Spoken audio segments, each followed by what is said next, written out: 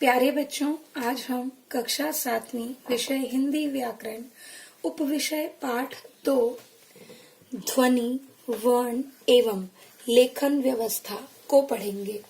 जैसा कि हमने पिछले पाठ में पढ़ा, किसके बारे में पढ़ा था? भाषा और व्याकरण के बारे में।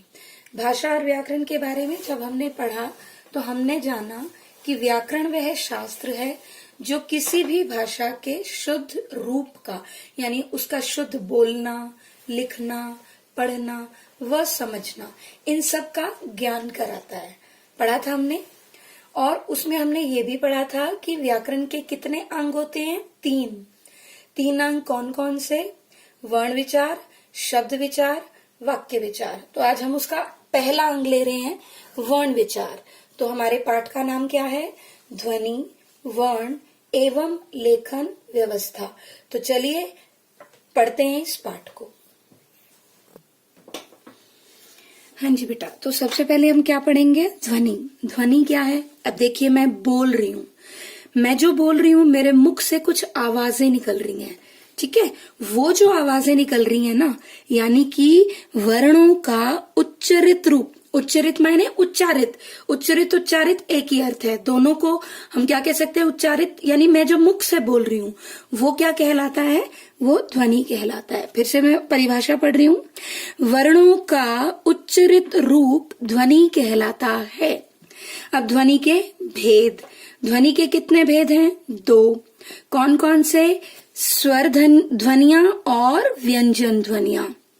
देखिए बेटा, कुछ जो ध्वनियां हैं हम उन्हें जब मुख से बाहर निकालते हैं तो बाहर निकालते समय मुख से निकलने वाली जो वायु है उसके रास्ते में कोई भी रुकावट पैदा नहीं होती।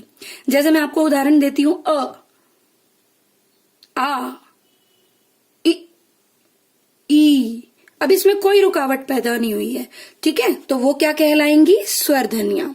कौन सी ध्वनियां कहलाएंगी बेटा? स्वर ध्वनियां। तो स्वर ध्वनियों की परिभाषा पढ़ते हैं हम अब। स्वर ध्वनियां, स्वर वे ध्वनियां हैं जिनके उच्चारण के समय, उच्चारण मायने जब हम उसे बोलते हैं के समय मुख से बाहर निकलने वाली वायु के रास्ते में किसी भी प्रकार की रुकावट पैदा नहीं होती। जैसे मैंने यहां उदाहरण लिए हैं, इन उदाहरणों में मैंने क्या लिया है? आ, ई, ए। अब देखो कोई रुकावट पैदा नहीं हुई। तो ये कौन सी ध्वनियां कहलाई? स्वर ध्वनियां। दूसरा भेद है व्यंजन ध्वनियां। इसमें क्या होता है बेटा?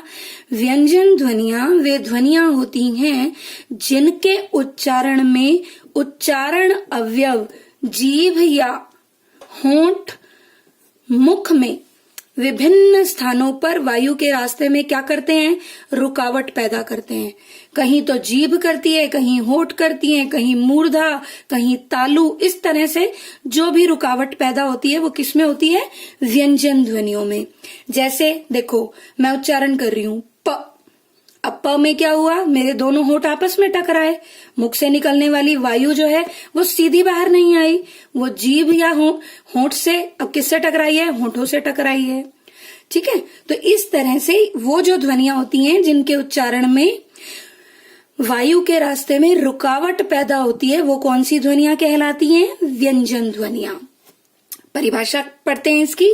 व्यंजन ध्वनियां, व्यंजन वे ध्वनियां हैं जिनके उच्चारण में उच्चारण अवयव जीभ या होंठ मुख में विभिन्न स्थानों पर वायु के रास्ते में क्या करते हैं?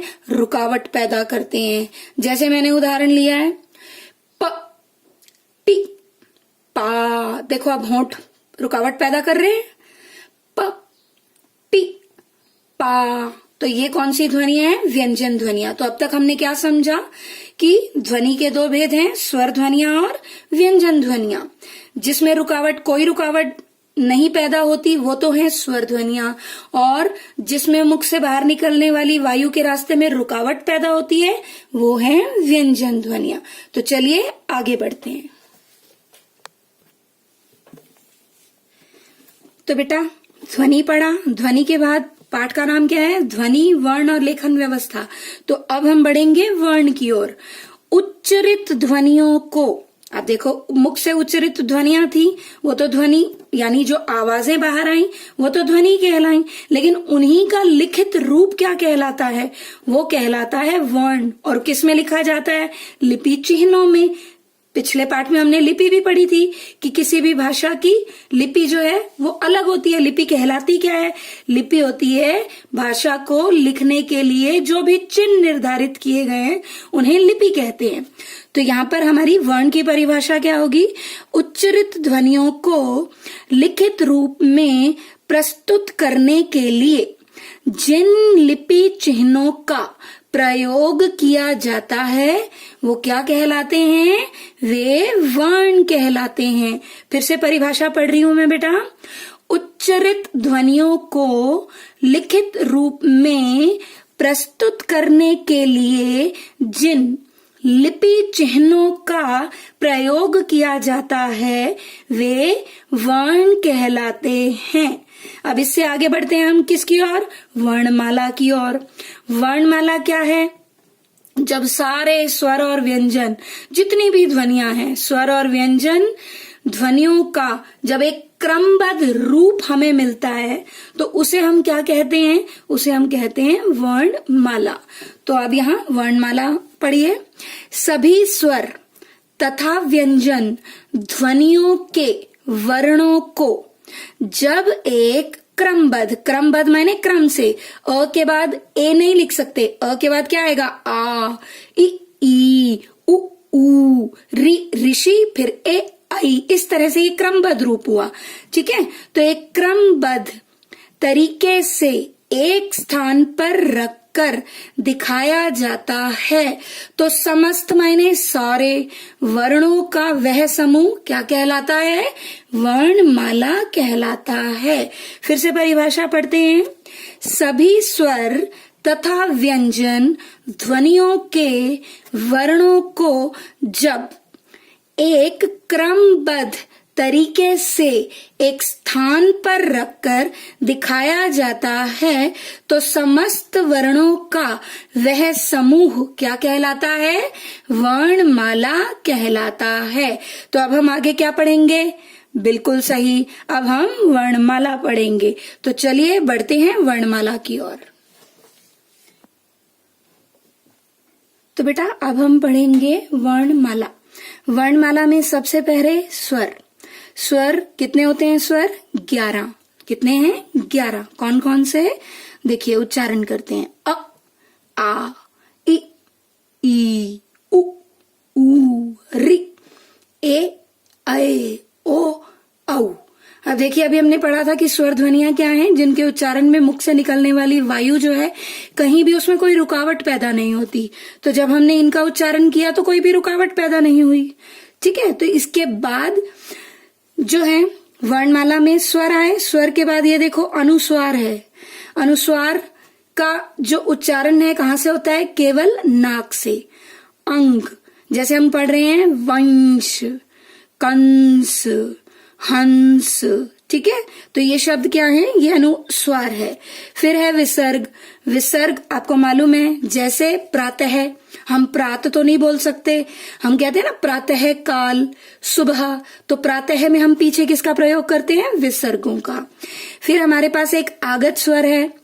एक होता है आ, एक होता है ओ, और उनके बीच में डॉक्टर जब हम लिखते हैं, जब हम डॉक्टर लिखते हैं तो वहां पर जिस ओ का प्रयोग होता है ये आगत स्वर है। बाहर से आया हुआ है, विदेशी भाषाओं से आया हुआ है, हिंदी का खुद का तो है नहीं। उसके बाद अनुनासिक। अनुनासिक का प्रयोग कैसे होता है? चंद्रबिंदु के रूप में। अब चंद्रबिंदु के रूप में उसका प्रयोग होता है और उच्चारण स्थान क्या है? नाक व मुंह दोनों। जैसे आंख, तो नाक और मुंह दोनों का प्रयोग किया हमने। ठीक है, फिर है व्यंजन। व्यंजन कितने होते हैं? 33। अब 33 व्यंजनों को सबसे पहले तो 5 वर्गों में बांटा गए हैं 25 व्यंजन। तो पहला आया क वर्ग, क, ख, ग, घ, ञ। ठीक है, फिर दूसरा था है च वर्ग, च, छ, ज, झ, ञ। फिर है ट वर्ग, ट, ठ, ड, ढ, ण। लेकिन देखो ये ड और ढ का के दो और होते हैं, अड़, अड़ के ये दो मिलाकर यहाँ कितने हो जाते हैं, 7। ठीक है, उसके बाद आता है त वर्ग, त, थ, द, ध, न। उसके बाद आता है प वर्ग, प, फ, ब, भ, म। फिर हमारे पास है अंतःस्थ व्यंजन। अंतःस्थ व्यंजन कौन से होते हैं, जो बीच में स्थित होते हैं। य, र, ल, व। ये संख्या में कितने हैं, 4। य, र, ल, व। फिर ऊष्म, ऊष्म मायने जिनके उच्चारण में ऊष्मा यानी गर्मी पैदा होती है, ये भी 4 है। श, श, स, ह। ठीक है, उसके बाद आगत व्यंजन। आगत व्यंजन, आगत स्वर हमारे पास एक है और आगत व्यंजन हमारे पास 2 हैं, ज और फ।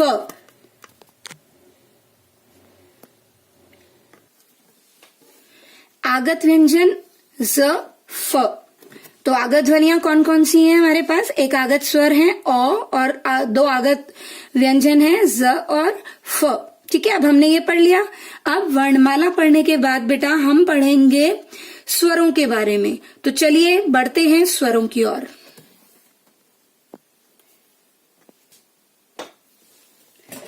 तो स्वर किसे कहते हैं, अभी हमने पढ़ा था कि जिन वर्णों के उच्चारण में मुख से निकलने वाली वायु मुख के किसी भी भाग से टकराती नहीं है, सीधी बाहर आ जाती है, बिना रुकावट पैदा किए बाहर आ जाती है और स्वर कहलाते हैं। तो अब हम पढ़ रहे हैं स्वर के भेद। स्वर के कितने भेद हैं, 3। ह्रस्व स्वर, दीर्घ स्वर, प्लुत स्वर। कौन कौन से स्वर हैं बेटा, ह्रस्व स्वर, दीर्घ स्वर और प्लुत स्वर। अब स्वरों की संख्या कितनी है, हमारे पास कुल स्वर हैं 11। 11 स्वरों में हमारे पास सबसे पहले है ह्रस्व स्वर। ह्रस्व स्वर किसे कहते हैं, ह्रस्व स्वर वे स्वर होते हैं जिनके उच्चारण मायने बोलने में सबसे कम समय लगता है। ठीक है, तो फिर से पढ़ रही हूं मैं इसकी परिभाषा। ह्रस्व स्वर इनके उच्चारण में सबसे कम समय लगता है। कितने हैं ये संख्या में कितने हैं, 4। कौन कौन से, अ, इ, उ, री।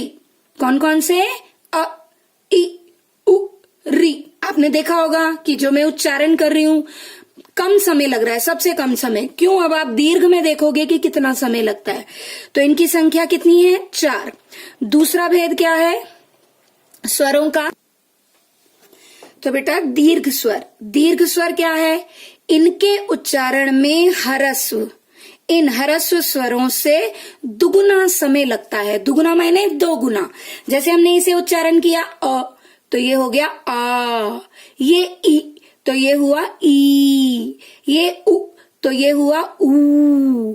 अब री तो एक ही है, फिर यहां पर ए, आए, ओ, औ। तो ये कितने हैं, 7। 7 और 4 11। 11 स्वर हमारे यहां हो गए। तो अब हमारा आएगा तीसरा प्लुत स्वर। अब प्लुत स्वर में क्या होता है, प्लुत स्वर में ह्रस्व स्वर से तिगुना समय लगता है। अब इसके लिए चिन्ह तो हमारे यहाँ सारे पूरे हो गए।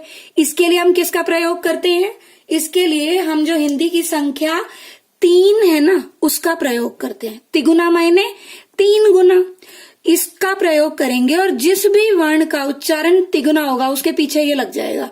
जैसे आप उदाहरण देखो, ओम, तो ओम का उच्चारण अब जितना भी नहीं हुआ, आज जितना भी नहीं हुआ, इससे तिगुने रूप में हो गया। अब इससे तिगुने रूप में हुआ तो ओ के पीछे हमने क्या लगा दिया, ये 3 का चिन्ह। हिंदी वर्ण माला का ये जो 3 संख्यावाची शब्द है इसको हमने लगाया, तो इससे क्लियर हुआ कि ये जो है इसको तिगुने रूप में दिखा रहा है। ठीक है बेटा, तो एक बार मैं फिर से इसको बता देती हूँ। ह्रस्व स्वर जिनके उच्चारण में सबसे कम समय लगता है, ये संख्या में 4 हैं, अ, इ, उ, री। दीर्घ स्वर जिनके उच्चारण में ह्रस्व स्वर से दुगुना समय लगता है, ये 7 है। संख्या कितनी है इनकी, 7। और कौन कौन से हैं, आ, ई, उ, ए, ऐ, ओ, औ। प्लुत स्वर ओम, राधे। अगर मैं राधे बोल रही हूं तो धे में हम क्या कर रहे हैं, आवाज को खींच रहे हैं, यानी ना तो वो ह्रस्व स्वर जितनी आवाज है ना दीर्घ स्वर जितनी, वो उससे तिगुनी आवाज है, ह्रस्व स्वर से तिगुनी।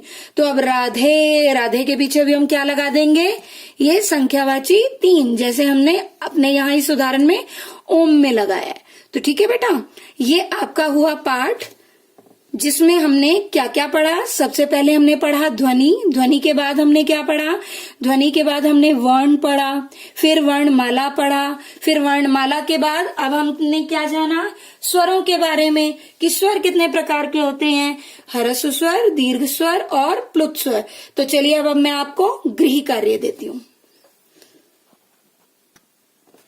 तो बेटा गृह कार्य में आपके पास ये 5 प्रश्न हैं, जिनमें सबसे पहले है वर्ण किसे कहते हैं। मैंने पढ़ाया आपको वर्ण किसे कहते हैं, तो वीडियो को ध्यान से सुनिए, इस प्रश्न का उत्तर दीजिए। फिर आपने वर्णमाला की, वर्णमाला में आपने अंतःस्था व्यंजन किए होंगे। तो यहाँ प्रश्न है अंतःस्था व्यंजन कौन कौन से हैं, लिखो। ठीक है, फिर आपने जो है वर्णमाला में ही जाना कि आगत ध्वनियां हैं, स्वर भी हैं और व्यंजन भी हैं। तो यहाँ पर मैंने 2 प्रश्न आपको दिए हैं कि आगत स्वर कौन सा है, कोई 2 उदाहरण लिखने हैं आपको। पहले ये बताना है कि वो स्वर कौन सा है और फिर उसके 2 उदाहरण देने हैं। आगत व्यंजन कौन कौन से हैं वो लिखने हैं केवल।